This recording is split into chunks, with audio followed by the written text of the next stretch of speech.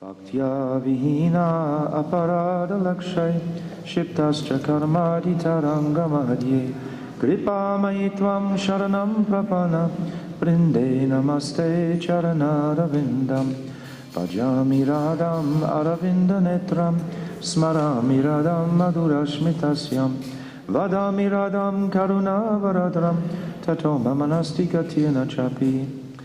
I first of all offer millions of Dandava pranams unto the lotus feet of my beloved Gurudev, Nitya Leela Pravishta Om Astotara Sarashishimat Srila Bhaktivedanta Narayan Goswami Maharaj. And the same again millions of times unto the lotus feet of our beloved Nitya Leela Pravishta Om Astotara Sarashishimat Srila Bhaktivedanta Swami Srila Prabhupada. And all the Vaishnava and Vaishnavi devotees of the Lord, Dandavat pranams. So today we've reached Prem. We've come to a totally different dimension to what we've been discussing previously. Previously, it was very, in a sense, direct the way we could describe the different stages, coming from Shraddha, Bhajana, Kriya, Anartha, Nivritti, Nishta, Ruchi, Asakti, and even Bhav. But today, this Yugayitam Namishena Chakshusam Sunyayitam Jagat Sarvam Govinda Virahaname. Prem is like in two. Prem is vipralambha bhav and prem. So today is vipralambha bhav, but it's also prem, completely prem. Vipralambha bhav is totally across the border of Bhav. But I think it's good to sing together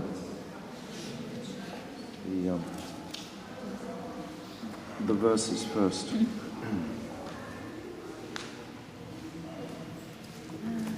Chetodapana marjanam bhavamahadavagni nirvarpanam shreyam karaiva chandrika vitaranam vidyavadu jivanam Anandam Buddhi Vardhanam Pratipatam Purnamritasvadanam Sarvatmasnam Param Padam Padayate Shri Krishna Sankirtanam Nam Namakari Bahudar Nija Sharvishaktis Tatrapita Nyamita Smarahena Kalaha Ekadrishi Tava Kripak Bhagavan Maipi Durdaivam Idrisham Ihajani Nanurag Tunarapi Sunichena, Tarorapi Suhishana, Amanina Manadena, Kirtanya Sarahari, Nadanam Najanam Nasundarim, Kavitam Va Jagadisha Kamaye, Mama Janmani Jamanishware, Bhavatat Bhakti Ahoitiki Twayi, Ainanda Tanuja Kinkaram, Patitam Mam Vishvam Muvam Buddho,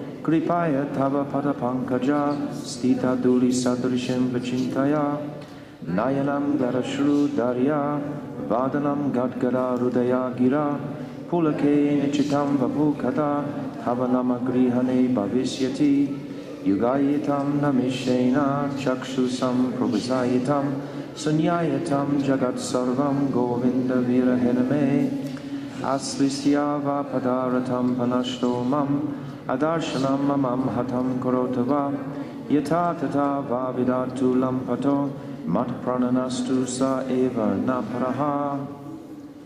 Let there be supreme victory for the chanting of the holy name of Sri Krishna, which cleanses the mirror of the heart and completely extinguishes the blazing fire of material existence. Sri Krishna Sankirtan diffuses the soothing moon rays of Bhav, which cause the white lotus of good fortune for the jivas to bloom. The holy name is the life and soul of transcendental knowledge. Since Vidya, Divya Saraswati Devi, is Sri Nam Prabhu's consort, it continuously increases the ocean of transcendental bliss, enabling one to taste completely nectar at every step. The holy name thoroughly bathes and cools the body, mind and soul. O Bhagavan, your holy name bestows all auspiciousness upon the living entities. Therefore, for the benefit of the jivas, you eternally manifest your innumerable names, such as Rama, Narayan, Krishna, Mukunda, Madhava, Govinda, and Damodar. You have invested those names with all the potencies of their respective forms.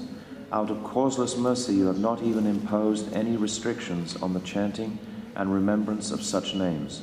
Nonetheless, I am so unfortunate, due to committing offenses, that I have no attachment for your holy name, which is so easily accessible and bestows all good fortune. Thinking oneself to be even lower and more worthless than the insignificant grass which has been trampled on beneath the feet of all, being more tolerant than a tree, accepting no honor, but offering respect to all others according to their respective positions, one should continuously chant the holy name of Sri Hari. O Jagadish, I do not desire wealth, followers such as wife, sons, friends and relatives, nor mundane knowledge expressed in poetic language. My only desire, O Praneshwara, is that in birth after birth I may have a Hoitiki Bhakti unto your lotus feet. O Nandanandan, please be merciful upon me, your eternal servant, fallen in the turbulent ocean of material existence as a result of my fruitive actions.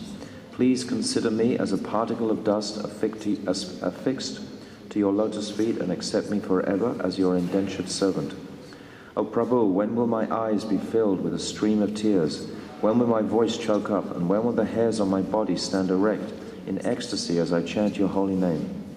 O Saki, in separation from Govinda, even a moment seems like a millennium. Tears begin to shower from my eyes like rain from the clouds, and this entire world seems void. Let Krishna tightly embrace this maidservant who is attached to the service of his lotus feet, and thus make me his very own. Or let him break my heart by not being present before me. He is a debauchee and can do whatever he likes. Even if he cavorts with other lovers directly in front of me, he is still my prananath. I have no one other than him. So yesterday we discussed quite extensively these symptoms of bhav that have been revealed here. And Srila Bhakti Rakshak Sridhar Maharaj reveals very beautifully how in the 5th verse it would seem that my desire, my intention, is simply to be fixed to the lotus feet of Sri Krishna. And then it develops, another desire develops, that I want actually this taste of having these tears flowing from my eyes. I want my hairs to stand on end. I want my voice to choke up. So his desire has increased, and yesterday we discussed how this is the nature of this path of bhakti, how at every step, at every stage of our journey, our greed and enthusiasm are increasing and increasing and increasing. And as it increases, it seems to bring an awareness of how much further we have to go. It's exactly the opposite to any sort of material journey. On a material journey, you always feel you're getting closer. But on a spiritual journey, it seems that you're getting actually further away, because the dynamic is that we're realizing how great is that place that we're actually aiming for. I can remember many, many years ago when I first became a devotee, I would read the Bhagavatam with great relish. And I felt that practically on the next page I was going to receive prema. That was the kind of mood that Bhaktivedanta Swami Prabhupada infused in his purports, that almost immediately, just a few more pages and then for sure, prema was going to come. For sure I was going to go back to Godhead. For sure that was happening. But when I came to Gurudev, everything slowed down completely. To even an understanding of perhaps after 5 or 6 or 10 or 20 more births, will I actually understand this? Actually not even that, even sometimes we're thinking hundreds and thousands of births. The more aware we become of the glory of actually where we're going, the more insignificant we automatically feel. This is the dynamic of the spiritual path. This is why Gurudev says repeatedly, don't become hopeless or helpless. We understand that it is a long road, and it seems to open out to be an even longer road the further we progress. This is what he's saying. We'll read something today from Siksastakam. And I want to just read what it is, Srila Bhakti Rakshak Sridhar Maharaj's commentary here. But I have to say something now about this particular verse. We are coming now into the stages of prem. Yesterday we were expressing the symptoms of bhav, anubhavs, and prior to that it was the symptom of asakti, or the stage of asakti. But now we've come into prem, and I am totally, personally, utterly unqualified to speak on this topic. How can I speak on the topic of prem? Practically speaking, I'm feeling sometimes my shraddha is even challenged. What to speak of speaking on prem? But these are the verses that we're going to discuss together. So this is a whole different stage of the Siksastakam that we've studied up till this point. Now we have definitely crossed a boundary of consciousness. We've definitely come into the realm of full-blown prem. It's beginning with vipralambha prem, or this mood of separation. And then it will culminate in this mood of union in the 8th verse. But this is a whole separate mentality to what we have discussed previously. All of our practice, all of our stages, all of our intellect, etc., has no bearing in these areas. All of that is something that we did previously. When we come to these areas, it's a whole nother conception entirely. Trying to discuss what is vipralambha bhav, what is prem. This is so high, it's so exalted. So I'm going to mostly read from the acharyas, and together I'll just read one sentence at a time, and together we'll carefully look at these truths. But how can someone express these truths? Actually, you can't put these truths into words, because now we've come into an emotional area. Mahaprabhu is feeling totally bereft in this verse. He's feeling that just a moment is like a millennium. Can we imagine that for a second? How much separation mood he's feeling? These anubhavs have risen previously in the previous verse. He wasn't expecting to come into this area. This is how Srila Bhakti Rakshak Maharaj describes. He was wanting this bhav, this prem, but now all of a sudden he feels vacant. He feels like the world is void.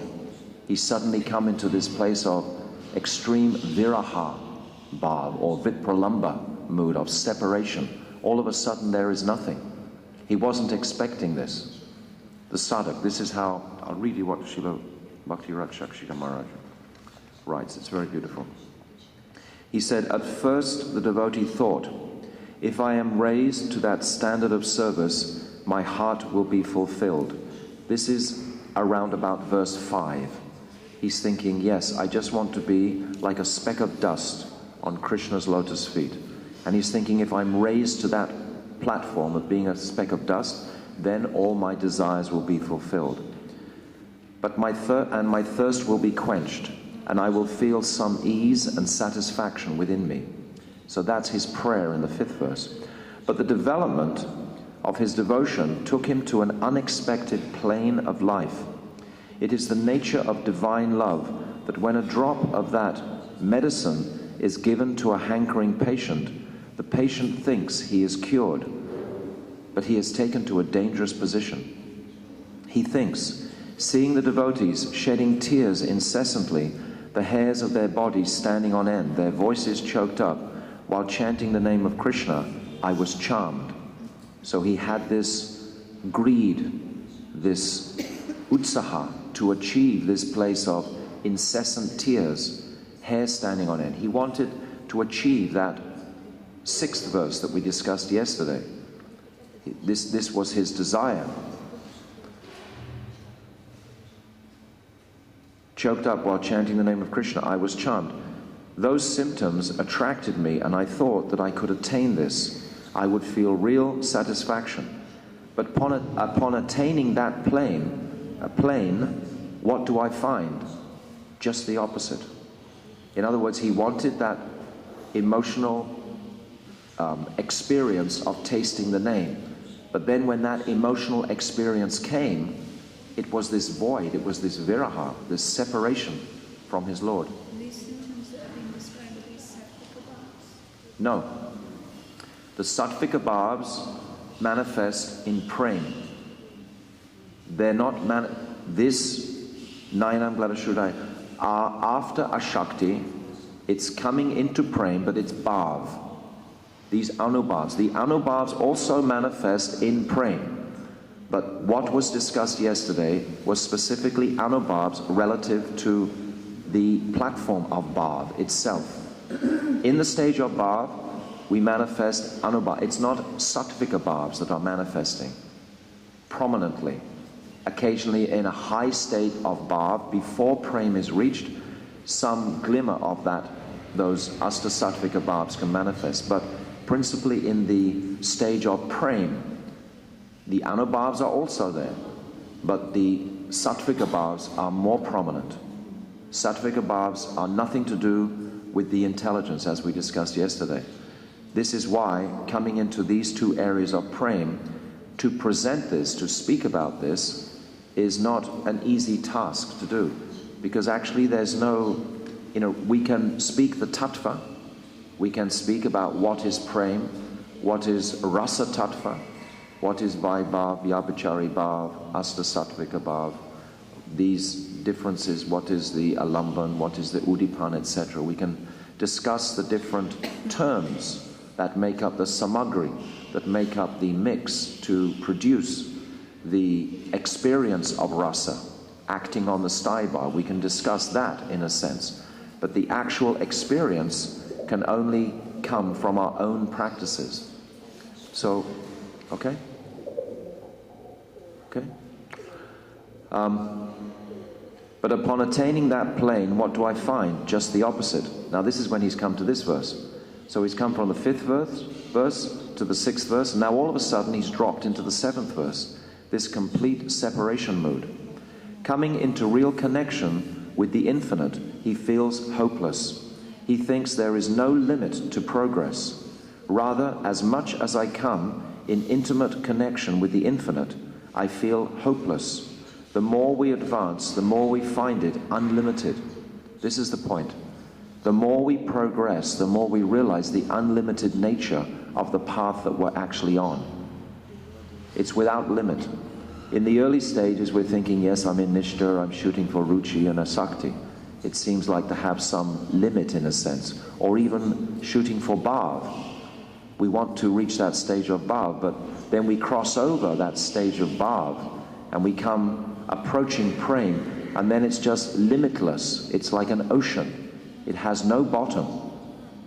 You can't fathom the depths of ocean in that ocean of rasa. There is no depth to it because its principal dynamic is ever growing. That's part of its nature. That's why Radha, she never feels so many times that she's ever seen Krishna. She knows this beautiful boy, but she sees him sometime in the street and, who is this beautiful boy? I've never seen such a beautiful personality. Sometimes she becomes bewildered because her heart goes to that boy, but then she hears a flute song and her heart goes to the player of that flute. And then she sees a painting that Chitra has done of Krishna, and she becomes in love with that painting. Then she feels completely bereft that I've given my heart to 3 different lovers. She's become completely bewildered by this praying. So this is the emotions that are involved in praying. It goes beyond just the technicality, so to speak. You come into a much broader, limitless world. The more we advance, the more we find it unlimited. And finding it unlimited, we become hopeless. But we can't turn back. There is no possibility of retracing our steps. We can only go ahead. This is the spirit of a genuine devotee. So even if it's in great sort of distress, like here, this verse is saying, in separation from Govinda, even a moment seems like a millennium. Tears are beginning to shower from my eyes like rain from the clouds, and the entire world seems void, just completely vacant. I feel like I have nothing. Everything is gone from me. All of my practices, all of my sadhana, all of a sudden I'm in this place of consciousness that is like void. This deep, deep separation mood. So we can appreciate what is that separation through the teachings of Mahaprabhu himself. We sing in that Yadi Gauranga Nahite, that beautiful song, that only through Mahaprabhu can we understand Sri Radha. So Sri Radha, in her form, that complete Sri Radha is called Vrishabhanu Nandini. That is her complete form. And within that form are two other manifestations of Sri Radha. One is called Viyogini, and the other is called Samyogini. These are within the form of Sri Radha. So this Viyogini is a manifestation of Radha that comes about through separation from Krishna. When Krishna is in Mathura, or when Krishna is in Dwarka, even to some degree when Krishna is in Braj, and Radha hasn't met him for some time, she has this feeling of separation. So this verse is Mahaprabhu tasting that intense separation that Sri Radha felt from being away from Krishna while Krishna was in Dwarka or in Mathura. This Viyogini, this is what Sri Radha is experiencing. So this is what Chaitanya Mahaprabhu is experiencing in this verse. And it seems like the whole world is vacant. We see the descriptions of Sri Radha at Uddhav Kyari, when Uddhava comes and Radha begins to chastise the bumblebee in Brahmara Gita. And her condition, she's so skinny, she's so emaciated by her separation mood. And it would seem that it's a torturous mood, but Gurudev describes that there is the sweetest union within that separation. Within that separation there is divine union. It's not that they are ever apart, actually. They're not apart. But the intensity of that separation mood will manifest complete union, just like we sing in that Namami Nandanastakam. Every day during Kartik we sing this. This is when Krishna is in Dwarka. Sri Radha, she is feeling this Mohan Bhav, this mood of complete separation or Modan from Krishna. She is in Vrindavan and she's dreaming. If we look at that song, we see how it unfolds, showing Sri Radha's separation. Where is it? Sucharu. Namami Nandanandanam, Sucharu Bhaktakandalam. It's 183. 183 in this book. But we see how this pastime unfolds. It's described how Radha actually, she's in a dream, and in her dream she's sleeping in her dream, and then this very bold, beautiful boy, he comes close to her face in her dream, and his dukula, it touches her face, and she wakes up and she begins to warn the other Sakis, oh beware, there's a very bold boy wandering around here. Be careful. And then Chitra says, well, who is this boy? Let's do a painting of him. So she begins to do a painting. And in that painting, first of all, they, where is it? They paint Krishna's ears so that he will hear this kirtan that is being sung. And then they know that Krishna is heating up in separation in Dwarka. So then Chitra, she cools his whole body with chandan. So through this whole astakam, it's like meeting in separation. This is what this whole astakam actually is about. Perhaps in the evening we'll sing this and we can go through it in detail. It's very beautiful, but this astakam is about Sri Radha in Vrindavan and Krishna is in Dwarka. Chitra's making this beautiful painting and it's talking about Krishna's eyes. Then they paint his eyes, they paint his ears, they paint his beautiful smiling face. Then they paint his beautiful form, and gradually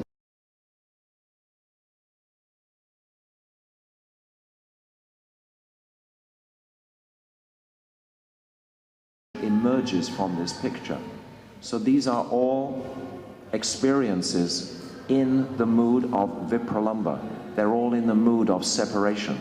Krishna actually is away in Dwarka, but he's been manifested by Radha's powerful feeling of separation, this mohan or modern. So these are all expressed in this bhajan. I heard that she was finishing that on a tree.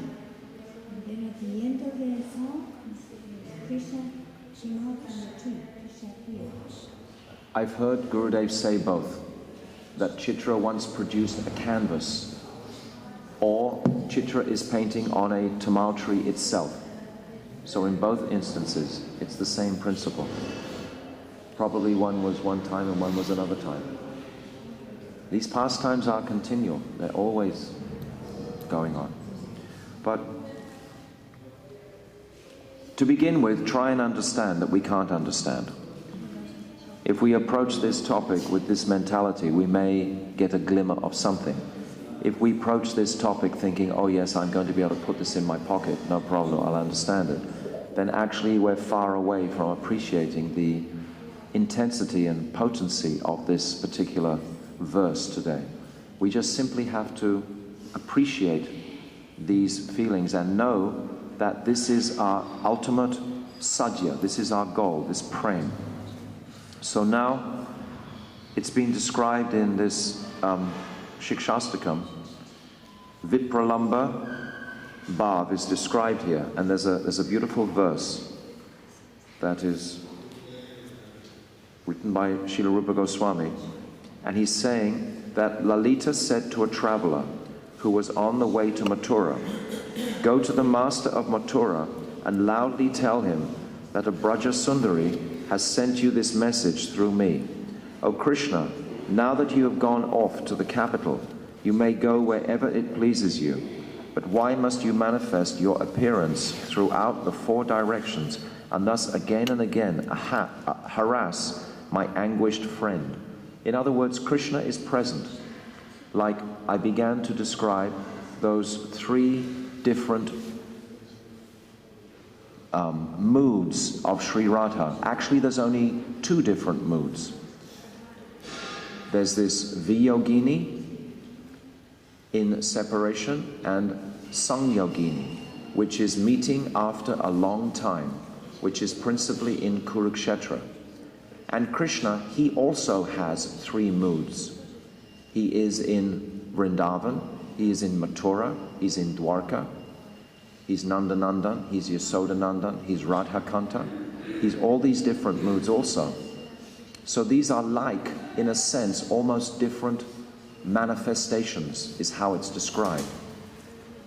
So by understanding these different manifestations, we can get a little glimmer of what is this vipralambha, what is this separation mood that Sri Radha is experiencing. It's a different emotion completely. We have to see it as a separate state of her mind. When she's with Krishna, completely this Vrishabhanu Nandini in total union. But then as soon as Krishna is not there, then she's feeling this separation. Even the gopis, they curse Lord Brahma for making eyelids that close, that they can't properly drink a full darshan of Sri Krishna, that these eyelids, for a second, for a moment, what sort of intensity of affection and attraction are they exhibiting by saying prayers like that to Lord Brahma, that actually he makes us blink so we miss 1 second of his face? How intense is this separation from Krishna? We need to hear about this separation. It will carry us through in our bhajan. We should read about it, we should hear about it, we shouldn't talk about it too much. I'm having to talk about it today. I didn't even want to come and speak today because it's such a high topic. I'm so unqualified to speak on this topic. We're now in the realm of praying. This verse and the next verse, as I've described, but still I will read from Gurudev's descriptions, and if you have questions we can discuss together. We can discuss the tattva, in a sense, the rasa tattva. Srila Bhaktivedanta Thakur says, yes, we can hear about this, we can hear about the way that the psychology of this love, so to speak. the psychology of the love through the terminologies that Rupa Goswami has given us. He's given us what is the cause of this love. The cause of this love, it's termed the Vaibhav. What is the Vaibhav? Vaibhav is in two. We can discuss this. We can be analyzed. There is a lamban and there is udipan. One is a stimulation and the other is the support. So this Vaibhav is the cause of this bhav arising, or the cause of this prem arising. So this is all the science of love. And even has its sort of parallel in psychology, because it's the terminology of, as I said before, Hindi psychology. All these words have been taken from the Hindi vocabulary, but Rupa Goswami has explained them in a very powerfully transcendental way, and he's applied them to students trying to understand at least what is the tattva of rasa. Yes, I am so unqualified to taste that or to enter into that, but I can hear the analysis of that. I can understand how it's built up, how it's moving, how it's flowing, like the original mood or the fixed emotion that we have is called the sthayi bhav. And on top of that sthayi bhav, there are other bhavs that give it motion. For example, Gurudev describes the sthayi bhav is like a lake. That's my fixed emotional position. That's Shantaras, Dasyaras, Sakyaras, Vatsalyaras, or Madhuryaras. One of these principal rasas. And then on the lake of that fixed emotion, there are many waves. These are called Vyabhichari bhavs, 33 in number. And you can read all these 33 and try and somehow pray for mercy to at least appreciate this science of Rasa Tattva. But still, we're just looking at the outside totally. We're licking the outside of the bottle. To actually enter into this can take years or a moment, depending on my enthusiasm and my greed to enter into this topic. It's so separate from our material activities. It's so like we can parallel perhaps our anarthas to our material activities, or the various stages in bhakti leading up to bhav. But when you cross over this boundary, there's no parallel in the material world. We can't parallel it with anything. So therefore it takes specialized, focused application to actually enter into these topics. You have to really have generated an attraction to Krishna so intensely that, yes, I want to understand all these aspects. I want to come closer. First of all, I have to know this science. Once I know the science, I know the workings. I know the roadway, so to speak, the map. Then I can travel on the journey. So this science of Rasa Tattva is very sublime. There are, 5, 7, 10 Sanskrit terminologies that we must become familiar with. And gradually that familiarity will give us more confidence to enter into those topics. This is the process. So this psychology or science has been clearly defined in the Bhakti Rasamrita Sindhu Bindu by Srila Vishnu Chakravarti Thakur. Gurudev has spoken many times on different aspects of it. But today, many of these commentaries are directly the experience of that prem. So I'll just read a little bit more and then we can discuss something. So Lalita said to a traveler who was on his way to Mathura, "Go to the master of Mathura and loudly tell him that a Braj Sundari has sent you this message through me. O Krishna, now that you have gone off to the capital, you may go wherever it pleases you. But why must you manifest your appearance throughout the 4 directions and thus again and again harass my anguished friend?" In other words, Krishna's presence never leaves Vrindavan. Vrindavanam parityaja, what's that? Padam na gacchati. That Krishna never puts a foot outside of Vrindavan. Neither does Srimati. Now, Srila Vishnu Chakravarti Thakur explains that when Sri Krishna went to Mathura, Sri Radha was seeing his spurti in every direction due to the overwhelming experience of anurag.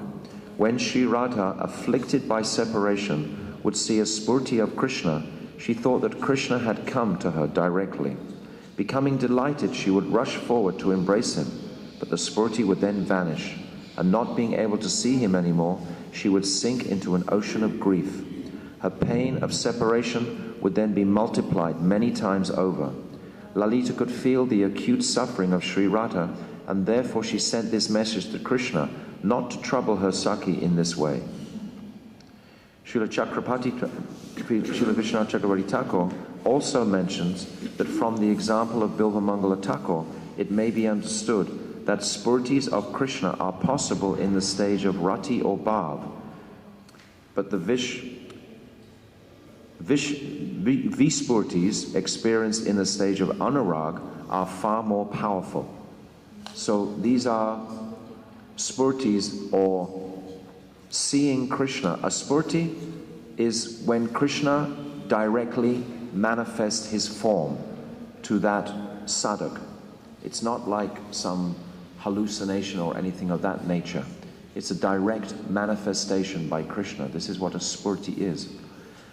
And Mahaprabhu, he was seeing often Krishna would manifest. Mahaprabhu would be hearing beautiful verses in the Jagannath Ballabha gardens in Puri, and suddenly he would see Krishna and he would run very fast to Krishna. Even though all the devotees were there, they would try and restrain him, but Mahaprabhu would run very fast. And then Krishna would suddenly disappear. But Krishna would leave his fragrance behind. And all the devotees could appreciate Krishna's fragrance. Krishna was really there. And then at this particular pastime, Mahaprabhu, in such ecstasy, he runs into the ocean thinking it's Jamuna. And in the ocean, he's rolling about in the waves of the ocean itself. And then the fisherman at some point picks him out of those waves. And Mahaprabhu's body is experiencing these Astasatvika bhavs, and all his limbs have become distended and disjointed. And the fisherman becomes totally bewildered. The fisherman always prays to Lord Nrsingadev, but he finds that when he's chanting Lord Nrsingadev's name, when he sees this manifestation of this huge lump of flesh, he becomes even more afraid. It seems like the intensity of his fear increases when he chants Nrsingadev. Usually by chanting Nrsingadev it goes down, but now he's chanting Nrsingadev out of fear of this form that he's pulled up in his net, and he's feeling more and more fear. And then he comes to the shore, then he meets Swarup Damodar, and the fisherman is just babbling and babbling. And then Swarup Damodar, all the devotees, they've been looking for Mahaprabhu all night. And then Swarup Damodar sees this fisherman just babbling incoherently. And he says, "Oh, why are you talking like this?" And the fisherman starts to explain, "Oh, there's a ghost up there. Don't go near there. I just pulled it out of the water. This huge mass of flesh. You shouldn't go near there."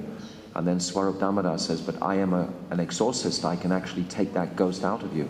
And he slaps his face a couple of times, chants some mantras, and then says, "Now, calm down, calm down.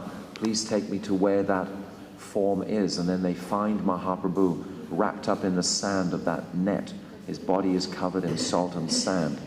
And it's just, the devotees' hearts are practically breaking, witnessing this manifestation of these sattvika bhavs that are in the body of Mahaprabhu. And then very carefully they clean him, and they can't carry him. He's so heavy with the weight of that experience he's been going through. And then they begin to chant very loudly for a long period of time. When Mahaprabhu, finally that sound vibration of the mantra enters Mahaprabhu's ear into his heart, then he jumps up roaring, and all his limbs immediately go back in together. Then he asks them, why did they wake him up? Why did they bring him back? He was having such an amazing pastime. He begins to describe himself having this battle. He was witnessing this battle between the gopis and Krishna. And the gopis were hiding within the Jamuna, covering themselves with red lotuses, and Krishna was covered with a blue lotus. It's such a sweet, sweet pastime. You can read it in the 19th chapter of Antya Lila in Chaitanya Charitamrita. But Mahaprabhu, he's going through this, he's seeing, witnessing these pastimes, and then he's coming out of these pastimes and experiencing this intense separation mood again. So these intense separation moods is what he's speaking in this verse. Now there's another explanation here by Gurudev. He's saying the word Yugayatam, appearing like a millennium, is simple and straightforward. The phrase Govinda Virahena expresses the attitude of vipralambha, or separation from Govinda. Vipralambha is defined in Bhakti Rasamrita Sindhu 3.5.25. Self-realized Rasik devotees have described vipralambha to be of many varieties, such as purvarag, the mutual attachment and anticipation of meeting that exists between lovers who have not yet met. So we described that yesterday. This purvarag is when we have not had a meeting yet. It's like the gopis first experienced purvarag when Krishna was dancing on the hoods of Kaliya. When Krishna was subduing Kaliya and his lotus feet were highlighted by the jewels on Kaliya's foreheads, and Krishna was dancing so remarkably, not only dancing remarkably, but on the heads of a moving serpent. So how dynamic was that? How heroic was that? How amazing was that? The young gopis were standing on the shore and they were seeing Krishna dance for the first time. Srila Gaura Govinda Maharaj describes this is when the gopis first experienced purvarag. Purvarag means this anticipation in meeting. They haven't yet met. So Gurudev's going on to describe here how we can only have that purvarag ourselves in this human birth, because we haven't met Krishna. So any sort of separation mood that we may experience is also of a purvarag mood, because we haven't met Krishna. It's in anticipation also of meeting Krishna.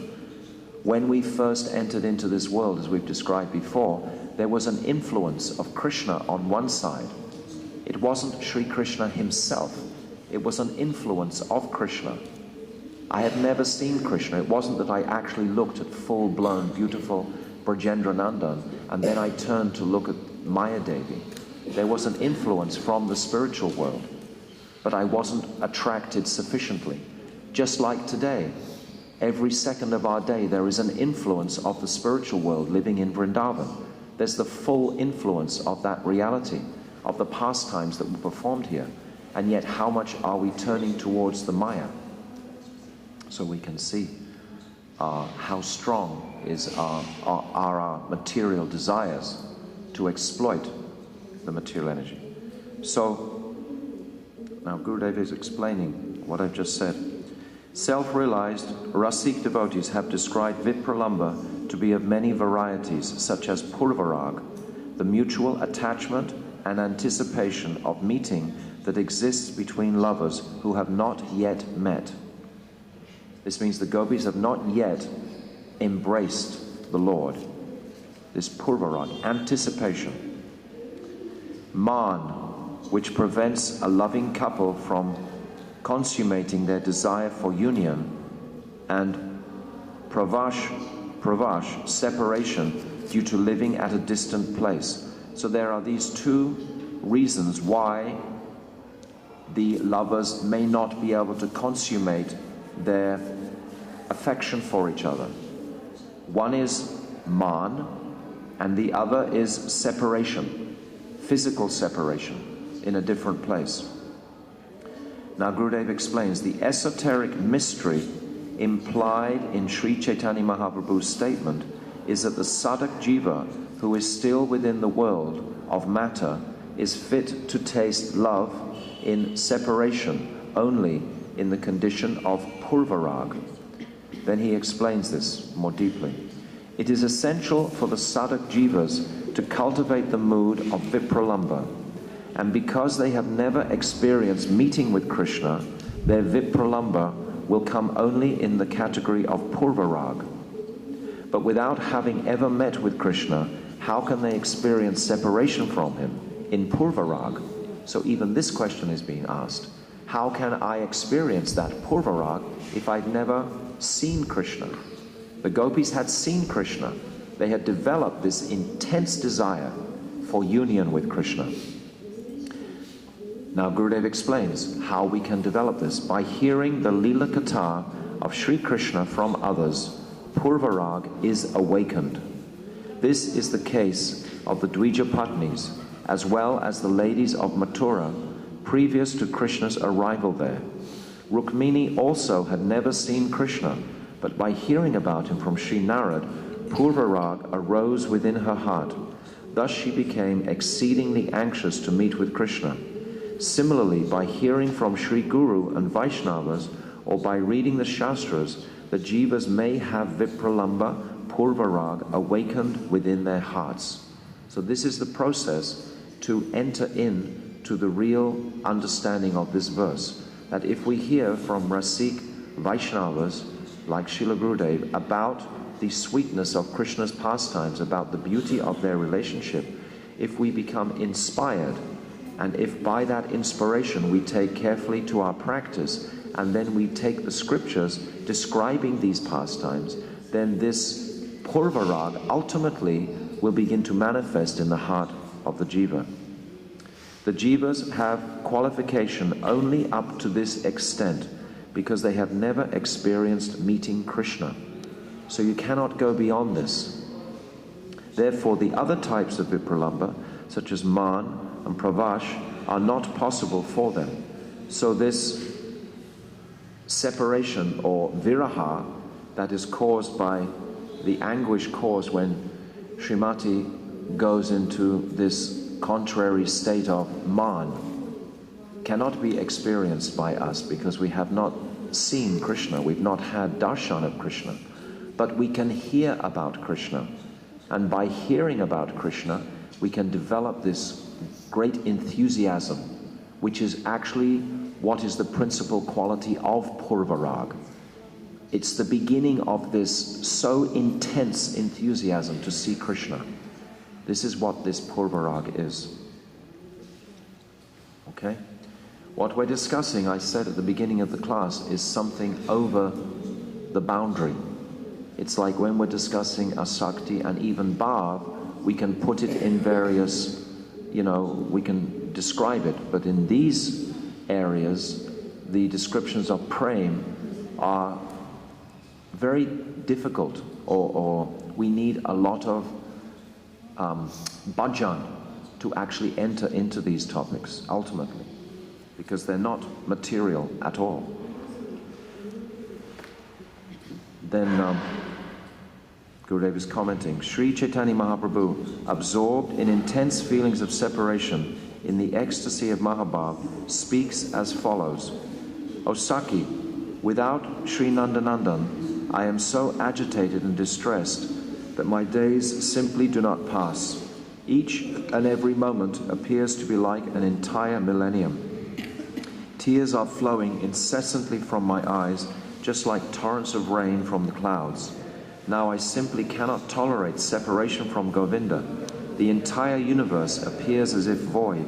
My body is always burning in a fire of separation, as if my limbs have been bound by straw and set ablaze. Yet I remain alive. What am I to do now?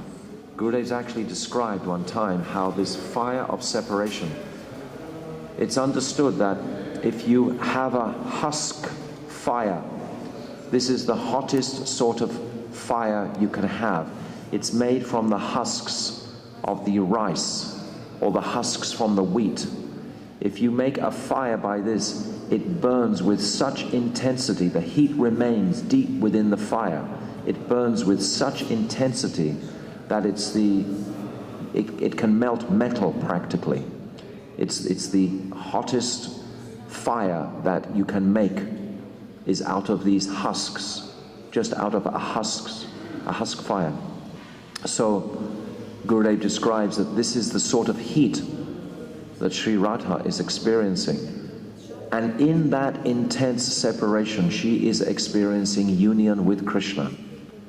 This is the point. It's going through that intense separation to meet union. Because in the next verse of our Siksastakam tomorrow, it comes into complete union, the union of prem, the milan, the sambhog of prem. So we're coming through this intense stage of separation that Mahaprabhu is describing. But Mahaprabhu himself, in Puri is only experiencing this mood of vipralambha. But within that vipralambha, sometimes he has darshan of Krishna, because she is Radha, all fully the moods of Radha.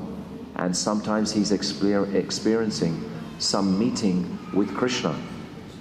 So, but most of the time in Puri Dham, it is practically all vipralambha Dham. We see just like Lord Jagannath, Baladev, Subhadra, his eyes open so wide in astonishment. This is astonishment in a mood of separation. It's not in a mood of meeting. So Puri Dham is vipralambha Dham. And we see the moods that, how did Lord Jagannath manifest? It was when Baladev, Krishna and Subhadra were listening to the door, listening to Rohini describe Krishna's pastimes in Vrindavan, in Dwarka. Rohini was in Dwarka speaking, because Narad had come into the assembly of the gopis in Dwarka, and he'd said to the queens of Dwarka, "Oh, Krishna has so much affection for you." And then the queens began to reveal to Narad, actually Krishna doesn't have so much affection for us. It may seem that way, but actually every night he's weeping and weeping into his pillow, and he's just calling out, "Oh Sri Radhe." Even sometimes he calls out, "Oh Yashoda Mai." Even sometimes he calls out Nanda Baba. Even sometimes he calls out Stoka Krishna, Subal, Sridham, Madhu Mangal. He's not calling our names in his dreams. Even sometimes he's calling out Prishni, Kalindi, Gange. He's calling out the names of his cows. He loves his cows more than he loves us. So the queens, the Mahashais, they're revealing to Narad their unfortunate situation. And then Mother Rohini, she comes into that assembly and she begins to describe the sweetness of Krishna in Vrindavan.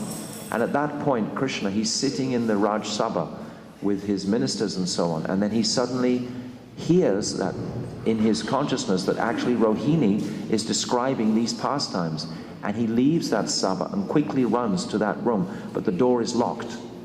And actually Subhadra is guarding the door, but Subhadra, Krishna's sister, is listening to the pastimes through the door. And then Krishna starts to listen. And then Baladev Prabhu, he comes and he's listening. They all become completely frozen. And they become manifest just like Jagannath, Baladev and Subhadra.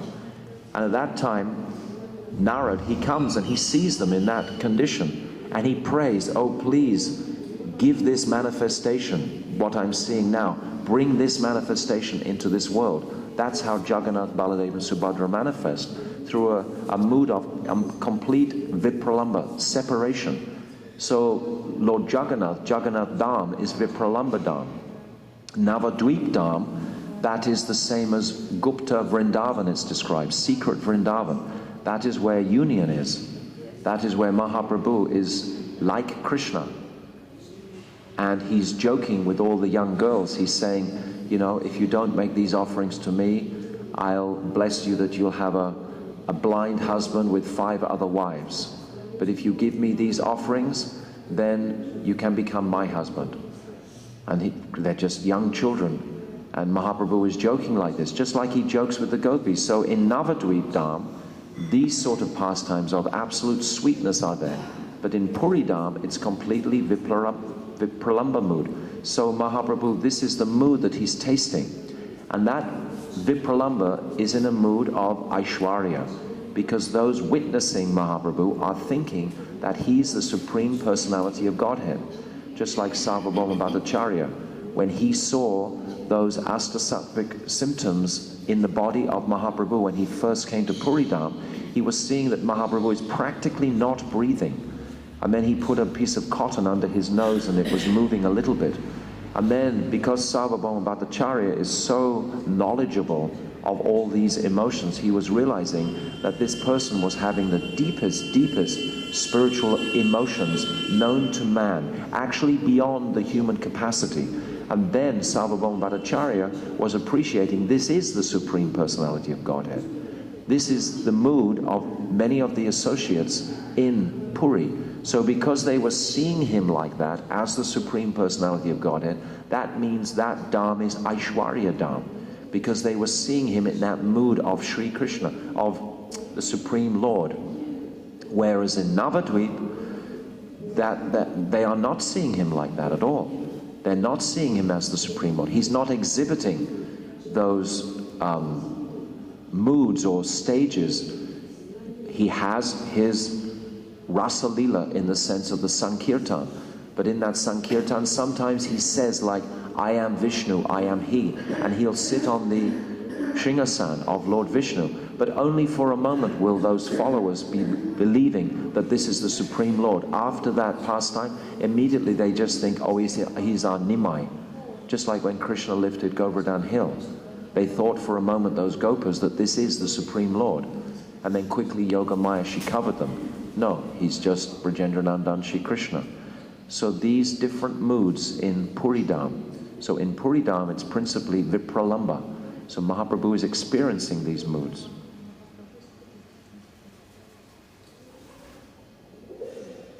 So Gurudev is saying that by hearing this Leela Gatha from the great sadhus and Vaishnavas, that these moods can begin to develop in our hearts.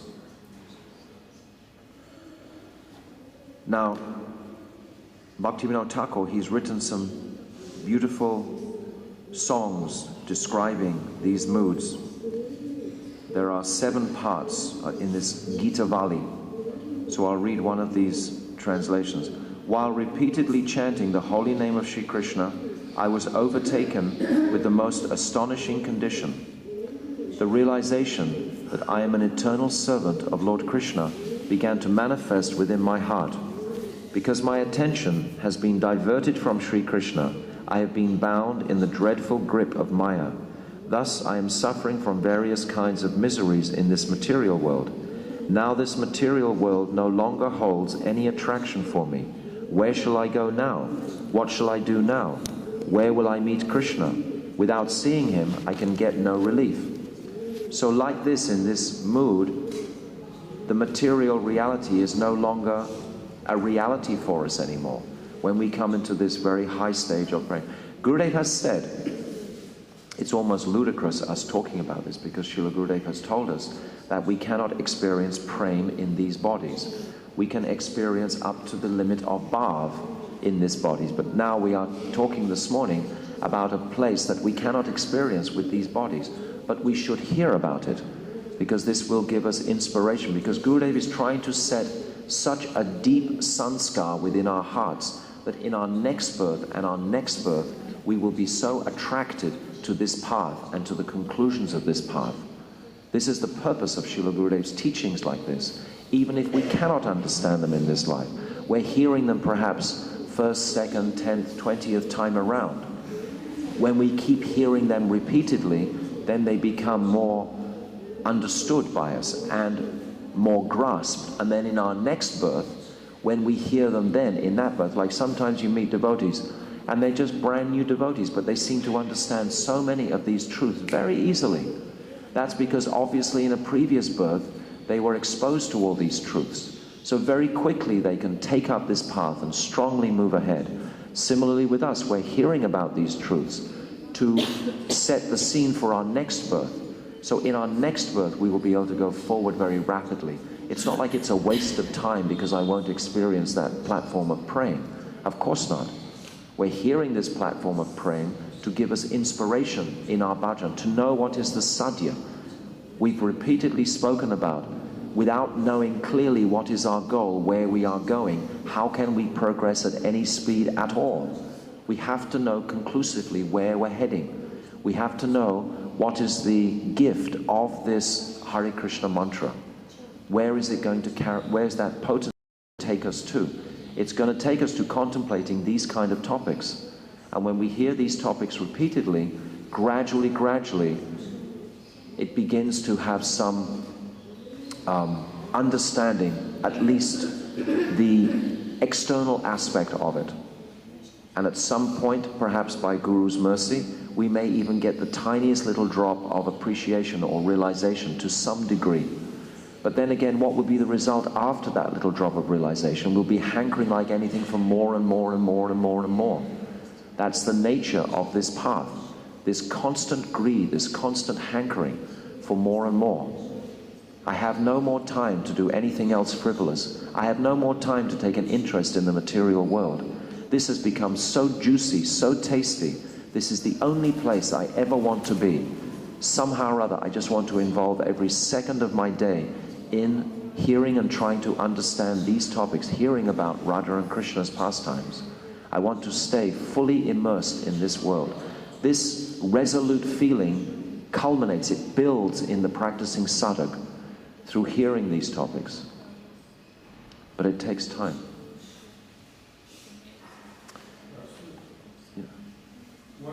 When you're talking about feelings of separation or purvarag or praying, and we're hearing about it, does some little feeling from that platform enter into our consciousness at all? By the mercy of Guru and Krishna and Radha Gopinath and Chaitanya Mahaprabhu, if we have sufficient enthusiasm and greed for that to genuinely manifest, that can only really be effective if my material desires have significantly started to dwindle. If I have genuinely turned, or if I'm in process of genuinely turning my back on the flicker of the material world, if I am having that as a priority, if I'm hearing these topics with a thought, oh yes, I can absorb these, and then tell them as if I'm somebody realized in these topics, if it's mixed in some sort of material way like this, how can any experience actually touch the heart? But the sincere sadhak, if he wants to taste this by Guru's mercy alone, and the mercy of Sri Krishna, and through the mercy of his practice, the material desires will go far away enough to allow this spiritual ray to enter the heart. Initially, of course, everything is going to be gradually evolving. It's not like all of a sudden. It's like sometimes devotees or people think that, for example, at the time of death, all of a sudden I will realize all these truths. This is totally fictitious. Bhaktivedanta Swami Prabhupada had said that death itself is just a symptom of material consciousness. If you have pens and paper, you should write that down. It's a very nice expression. Death itself is just a symptom of material consciousness. It doesn't exist for the soul. So if we're thinking that at the time of death, these realizations are going to come, how much illusioned am I? These realizations will become real in my consciousness the more I hear about them, the more I talk about them, the more I read about them, the more I can be inspired to practice the path, to pray for some mercy to manifest so that I can appreciate these. Everything, our whole self is made of mercy. Krishna put us here to demonstrate his mercy. That's why we're in the material world. He wants to demonstrate his own karuna shakti, his own compassion. He wants to give us his mercy. And the ingredient or the equation or the chemistry for getting that mercy is through our relationship. When I call, just like the baby crying, if the baby's crying to begin with, the mother doesn't go. Then the baby cries some more, still the mother doesn't go. The mother waits till the baby's really raging, and then perhaps she goes. So similarly like this, when we're really, really crying out, calling out, begging, telling Krishna, I'm so deficient, I have nothing, I'm so helpless, I can't do anything, I know that I'm only made of whatever you want to give me by your mercy. This false ego has been completely purified. In this condition, this is why we have these stages of sadhana leading to the stage of bhav, to purify this obstruction to Krishna's mercy. As we go through these anarthas, the obstructions to Krishna's mercy, he wants to give us his mercy. We described yesterday, though, that our prayers are only heard by the supersoul until we actually come to the place of asakti.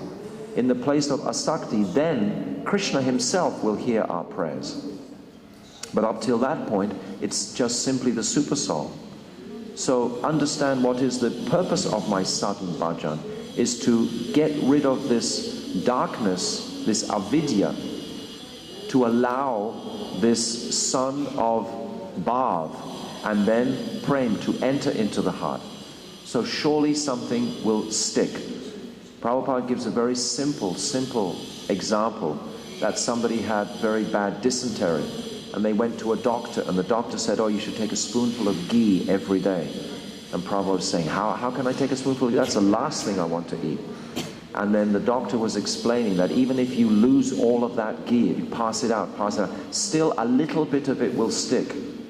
So by repeatedly hearing of these transcendental pastimes and these stages, a little bit will stick in this birth. And gradually, some experience may be gifted to us by their mercy. But again, we'll be back on the bodily platform again. So this is all showing the necessity, the absolute necessity of staying nourished in our bhajan. If we become laxed in our bhajan, or immediately what will happen, if you don't chant for 1 or 2 days, you know what happens immediately? You start to think all your problems are real. That I have real difficulties, I have real problems. This is exactly what happens. You become really unhappy, miserable, etc. because you think it's all real. All of a sudden the material world becomes the reality because you haven't practiced sufficient to purify our vision to realize it's not. It's just a temporary manifestation. If we keep up the pressure, and you have to actually keep it up to rise. It's like there's another analogy of someone cycling up a hill. You need a lot of steam to cycle up a hill. But what happens if you stop cycling up the hill? You just start rolling backwards very quickly. That's what happens if you stop your practice. You don't just stay where you are. If you cycle up the hill and you've reached a certain point of higher consciousness, you can't think, oh, I'll stop practicing now and I'll stay in that consciousness. You just roll right back down again. That's what happens. We have to keep, but the nature of that higher consciousness is that I want to go more. That's the natural tendency, that my greed becomes enthused more. I want to move more. That's the nature of higher stages of consciousness. My enthusiasm builds and increases, and we start to get such a taste for that. That ruchi is there. And then this asakti, this fixed, I cannot turn my head away from this anymore. And then some bhav will begin to manifest. And after the stage of bhav, these high stages. So is it like to practice sadhana to control the mind and senses and like that? So can we practice something like feelings of separation in a regulated way? This is all explained beautifully. It's a nice question. This is explained in Jaiva Dhamma, where Lahari Mahashai, he goes to Vaishnava Das. I think it's in the 4th chapter. And he's explaining, he's a musician, and he's thinking, oh, that by evoking these sentiments, these material feelings, that I'm actually bringing out some sort of a bhav. And Vaishnav Thakur is explaining, no, this is just a material sentiment. Bhav is on a totally transcendental level. It's nothing to do with our material emotions. It's such a deep condition of the heart. It's very hard to distinguish sometimes. But one thing we should know from, I didn't bring the Bhakti Rasa. Does anyone have a Bhakti Rasamrita Sindhu Bindu with them? Ah, yes, please. Here, this is very interesting, that what Srila Vishwanath Chakravarti Thakur has given us. If I can find it. I think it's on here. Yes.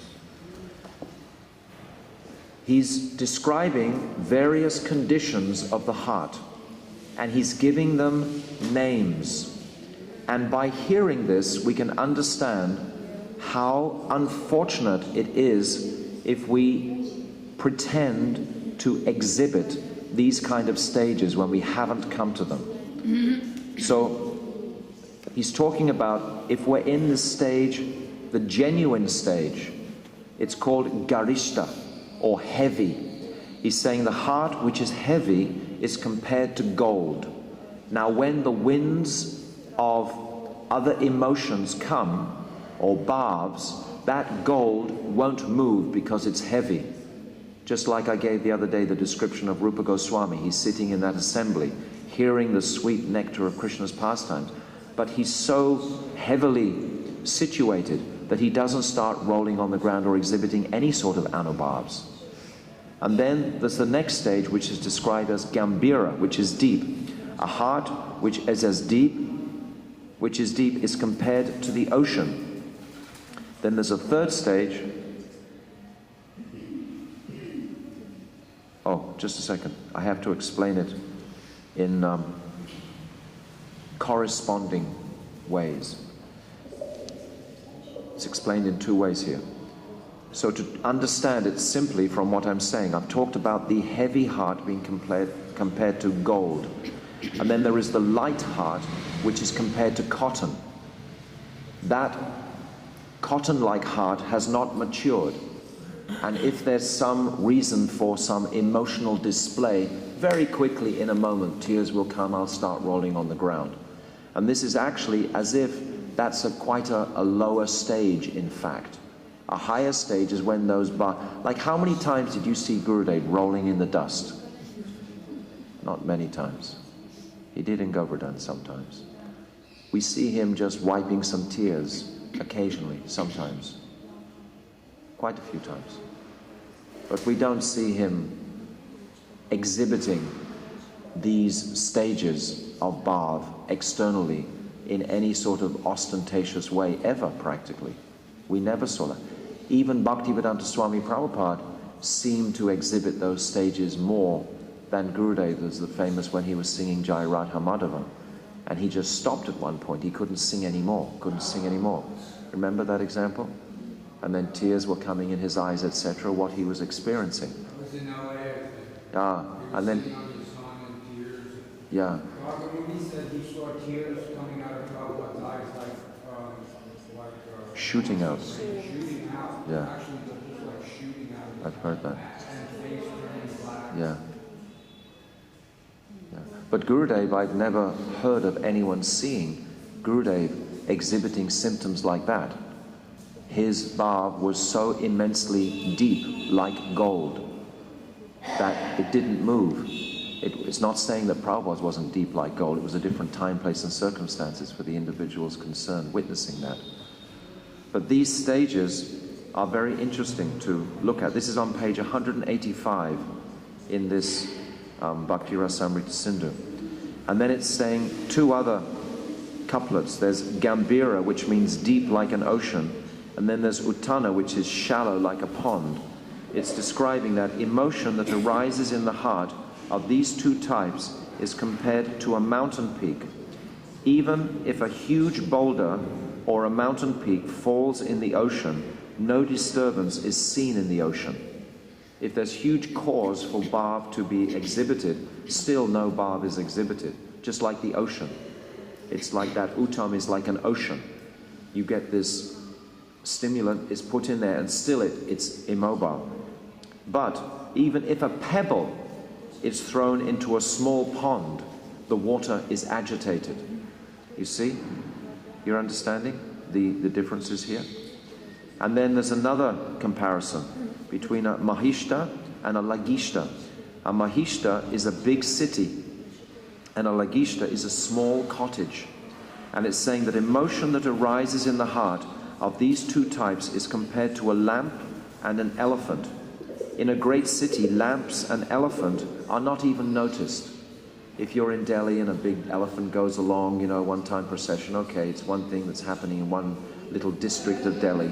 Lots of other things are happening. It's not a big, focal point. And then, but before a cottage, if it's just in a little cottage in the country, it's really noticed. So see the differences that Rupa Goswami has originally given and Srila Vishwanath Chakravarti Thakur has built out. So when I first read this, I thought, well, if anyone wants to imitate these moods, because in answer to your question, how to realize these moods, And what can come in the heart is some sort of desire which is carrying on from our anartas, perhaps to imitate these stages. And that's just a great tragedy. So we want nothing to do with that realm. We just lose everything there. I know it wasn't completely... I read in, I think it's about this Manjali Sripad talks about how we have a Nadakar form, which means a very beautiful form there in the spiritual world. He said we also have a spiritual mind, spiritual intelligence. And so when we're in the sadhana state, it seems like some of these feelings of separation and feelings of purva, is that coming from like our spiritual mind, our spiritual intelligence? Yes, it's coming from some, if it's real, if Guru confirms this feeling, this emotion, it has to be confirmed by Guru, Sadhu and Shastra. If it's confirmed in this line, then you can feel some confidence. Yes, my practice is happening. But actually, it's contradictory in a sense, Gopi. Because if you're feeling these feelings, you're thinking, but I am so unfortunate. Because having these feelings at all, one is feeling so wretched and destitute prior. And if he has some little glimmer of this for a moment, but he's still this feeling of wretchedness until full consummation is actually achieved. There's always this feeling of, you know, I haven't really got anything. I haven't really had any experience. I may have had a little glimmer here and there of something, but it was never the real thing. You know? We're never feeling confident, yes, this is everything. So look, it's late now. I've tried to describe a little bit from reading here my limited understanding of these topics.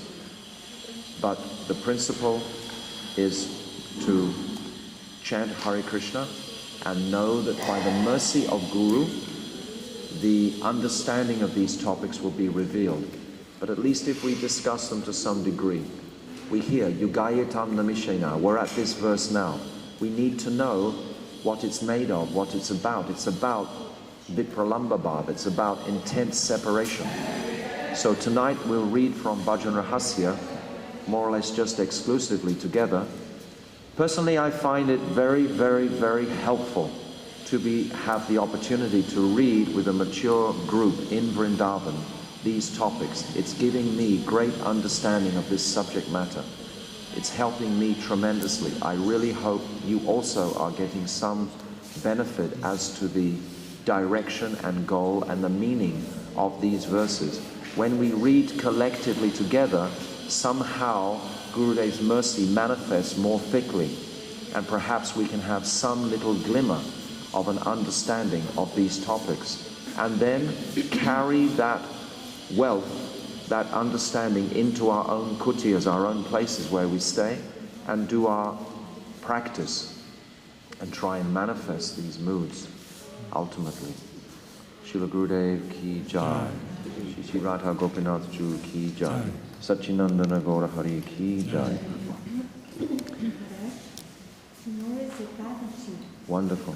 We're wondering, are you still going to do 2 classes, or would you like to do just one or the same? I'm happy to do 2. You? No problem for me. I will do 2 tomorrow, and on the 7th I will do 1 in the morning, and on the 8th I will do 1 in the morning. But on the evening of the 7th, and I will go back on the 8th evening, but on the 7th evening I won't do a class. Okay? And 8 morning? 7th only morning and 8th only morning. And tomorrow, 2. Because tomorrow we have to finish. Tomorrow, how amazingly fortunate that we've come to the highest place, and it's Ekadashi.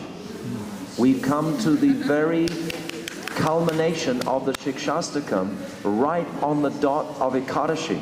Descent of Gita. Descent of Kirtan also. Gita. Oh, Gita also. So in midday you can discuss Gita. Or we can bring Gita around to this platform of prem. I'm not going to stop this flow now We're going to finish tomorrow the final verse. I'll discuss morning and night on this last verse, and we can have some glorification of Gita. If you're very attached to glorifying Gita, you can make a program for yourselves to do like this. You can do? Okay. But I will read from here tomorrow, because I'm just amazed that I've just understood we've come on Ekadashi, and we've come to the highest place of prem, and it's Ekadashi also to give us even more auspiciousness in discussing this final limit. So Gita we can discuss from Manmana Bhavamat Bhakto in relationship to Siksastakam also. This verse, Gurudev says, is the principal verse of Bhagavad Gita. I'm not going to go into the second and third and fourth chapters of Bhagavad Gita tomorrow. Actually, one time when Gurudev was writing his commentary, he came out and he was saying, oh, this is so dry for me. He wanted to come quickly to Lila. The Gita will lead us to Lila. Gita is like the way of Sharanagati. Without Sharanagati, you cannot begin to enter these topics. So we can discuss from this point of view in relationship to where we're discussing. It's like we've come to the highest place, but perhaps we can balance it with the principal conceptions from the Gita. In a sense, make it balanced like that. But I don't want to do just a separate topic of Gita at this point. I didn't realize that it was going to be Gita. But then on the 7th, I want to discuss the topic of Advaya Gyan Paratattva, which is something that I missed out before. So it's sort of like backtracking in a sense. And then on the 8th, we can just answer any questions and discuss Chaitanya Mahaprabhu's pastimes.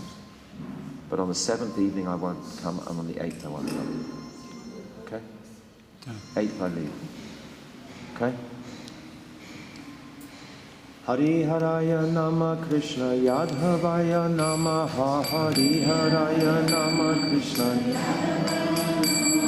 Yadhavaya Madhavaya Keshavaya Namaha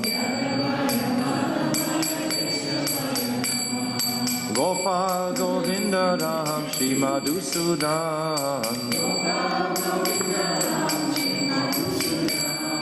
Giri Hari Gopinath Madana Mohan Shri Chaitanya Nityananda Shri Advaita Gupta Adi Guru Vaishnava Bhagavata Gita Shri Rup Shri Sanatan Bhatta Raghunatha Shri Jiva Gopala Bhatta Dasa Raghunatha Ichai Goshai Kori Charana Vandana Yaha Hoite Vignanas Avista Puras Ichai Goshai Jeve Muitara Dasa Tasabera Padarino Mora Panchagras Adare Charana Sevi Bhakti Sanavasa Janame Hoi Abhilas Echai Goshai Jebe Braja Koilovasa Radha Krishna Nitya Lila Kodila Prakash Ananda Bolo Hari Braja Vrindavana Shri Guru Vaishnava Pada Machaya Mana Shri Guru Vaishnava Pada Padma Kori Ashe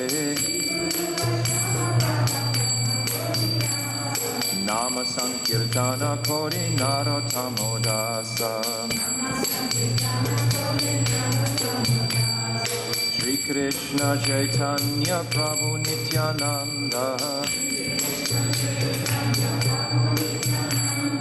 Shri Advaita Gadadha Shivasadi Gaura Bhakta Vrinda, Shri Advaita Gadadha. Oh Hare Krishna Krishna Krishna Hare Hare, oh Hare Ramo Ramo Ramo Hare Hare, oh Hare Krishna Krishna Krishna Hare Hare, oh Hare Ramo Ramo Ramo Hare Hare, oh Hari Bol Hari Bol Hari Bol Gaura Hari Bol,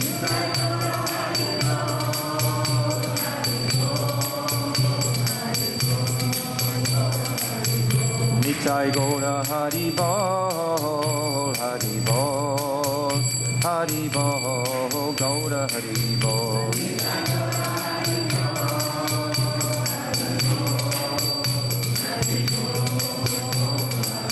oh Jaya Sachi Nandan Jaya Gaura Hari, Sachi Nandan Jaya Gaura Hari,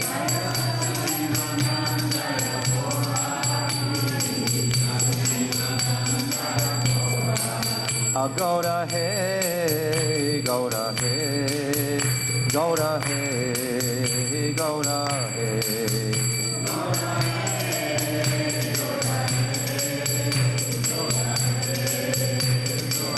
oh Jaya Radha Gopinath Radha Gopinath Radhe,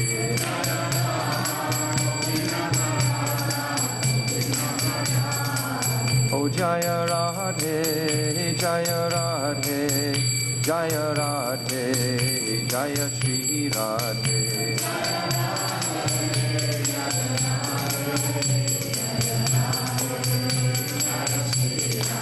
oh Jaya Vrishabhanu Nandini Radhe Radhe Vrishabhanu Nandini Radhe Radhe,